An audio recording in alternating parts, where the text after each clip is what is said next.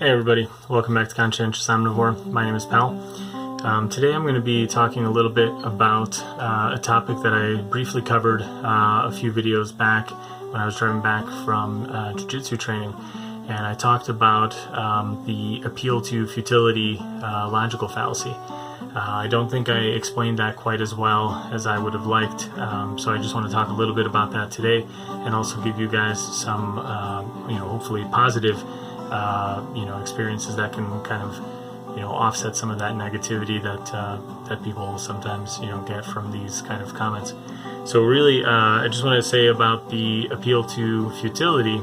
A lot of times I think it's hard for people to understand what this really means, because when they think about it from veganism, they're already biased against it, and they don't want to, think about why the appeal to futility is not a logically consistent argument against something. So I'll try to put it in a perspective that I think most people would be, in favor of. So let's say world hunger. If you want to end world hunger, most people will hopefully say that that's a good thing, and that they would prefer that there wouldn't be any starving people, and suffering like for humans. So if you're looking at that, and then you had an opportunity, an example where you can potentially feed like one person, the appeal to futility would be don't bother, because you can never feed everybody, so just don't even try. And it's like you would clearly not accept that with a cause like ending world hunger or feeding a starving child, or even if it's like sometimes like a homeless person, even if you think, well, maybe they're going to spend the money you give them on, alcohol or whatever. Sometimes, you just still feel compelled to try to help them, even though you know that not necessarily, there's no guarantee that they will spend the money that you're giving them, on food or bettering their lives or whatever, or it might not be enough to pull them up out of the kind of depths that they're in. But then, you shouldn't even try, you shouldn't even give them something. And, these are the kinds of things where I think that logical fallacy is really apparent, and most people would probably see that. But when it comes to veganism, I think a lot of times people start kind of putting in all their negative connotations against it, and then they kind of, try and make it out to be like, well, you can never be perfectly vegan, so just, it's fine to go and consume animals and do what you will with them. So anyway, so I hope that kind of clears that up for some people. There was, quite a few comments there where back and forth. I don't think it was quite obvious to everybody what that was about. And the other thing I want to talk about today is that I've recently had a really wonderful experience. Some of my coworkers and I went to a volunteering opportunity where we visited a animal rescue shelter here in Hungary. It's actually, I think it's the largest one in Hungary. It's just outside of Budapest, it's on the outskirts of Budapest, but it's just in Budapest, and it's a huge piece of land. It's got like 1,000 animals or something like that. Lots of dogs, lots of cats, but there's also many farm animals that have been rescued. There's also some wild animals that have been rescued and are being sheltered there. And there's all sorts of, adoption programs and things like that to try and find homes for these animals. There's everything there from, horses and pigs and chickens and ducks and geese and all the typical kind of farm animals, to things like deer and wild boar. And, there's actually emus there, which I was quite surprised to see. And we spent some time there with my coworkers. We were helping to prepare the food. So there are wonderful charities that help support this shelter, and there are supermarkets and other kind of like places where food is collected that's going to be thrown out because it's either just expired or about to expire, or maybe some of it's already kind of starting to get moldy, but some of it might still be savable. And it gets brought to this shelter, and then people go through it and sort it out, and some of it gets fed to the pigs, the birds, the dogs, what have you, depending on what each animal needs. And it's really quite wonderful. They grow a lot of vegetables there. They have a huge garden. I didn't get a chance to film that, unfortunately, but I did film some of the animals, and I'll show you guys just a brief glimpse of kind of what the shelter looks like, as well as some of the animals that we met. And I think it's a wonderful opportunity. Like, I was quite moved, actually. It was a lot more emotional than I thought it would be. I can't imagine what going to an actual save movement might be like.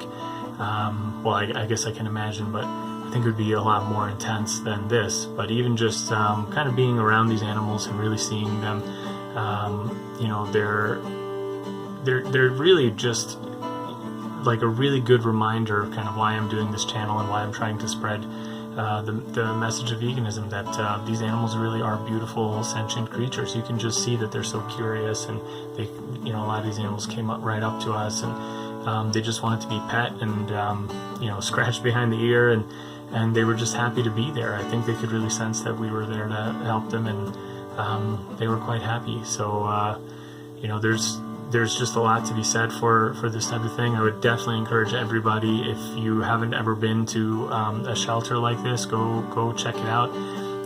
It's not every day that you can really be around some of these types of animals,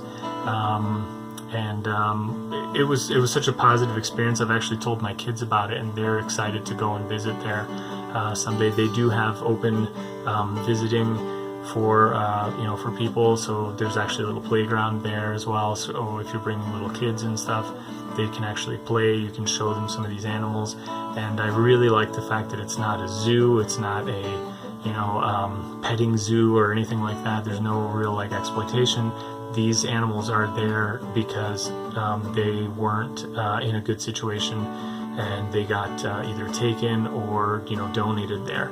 So some of the animals that they have are from abusive situations. They were either neglected. Some of the animals they get there are really underfed or things like that. Like, police have taken them from their owners, and then they get brought to this shelter. So they're doing very good work there to try and rehabilitate some of the animals and find them homes, so people can go there and adopt a pet if they want. And also, I think they try to rewild some of the animals that are wild animals. They had a couple of foxes there. They had some other animals like raccoons and things like that. So yeah, it's just really, really cool. And then to kind of end on a further positive note, one of the things that I saw there was pretty neat. I'll paste it in here so you guys can see it. It was a big wall photo of a bunch of vegan athletes, so some really top level people that probably you'll recognize some of them if you're vegan yourself, and if not, definitely look into some of them, like Patrick Baboulian and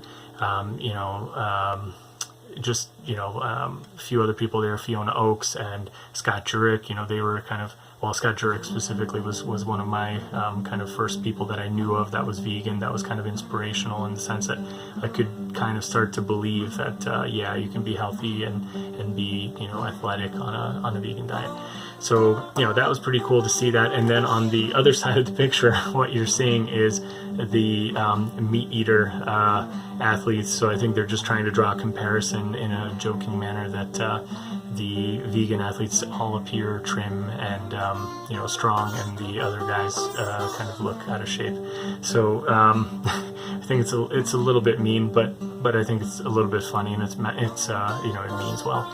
So anyway, I thought that was pretty cool that they have that there, because what I was thinking is that a lot of people that go to this shelter, they're not vegan at all, and there is this kind of disconnect that we go there. And, I went there with my coworkers, and none of them are vegan. And, I kind of asked them a few questions about kind of why they had chosen that particular charity to go to. And, they I think about half of them just went out of convenience, because it was kind of like, timing wise, it was like an okay event for them to go to, and we're all encouraged to, at work to go and volunteer. But for some of them, you know, they very clearly loved animals, but they still ate them. So there's this very kind of like, you know, strong disconnect for a lot of people. And I think when they're at these kinds of places and they see something like this, you know, maybe it just sits in the back of their mind, and the next time they think about something either health related or, you know, one of these typical stereotypes that might come up about, you know, a vegan athlete or whatever, maybe that'll stick in their mind. So I think that's really cool.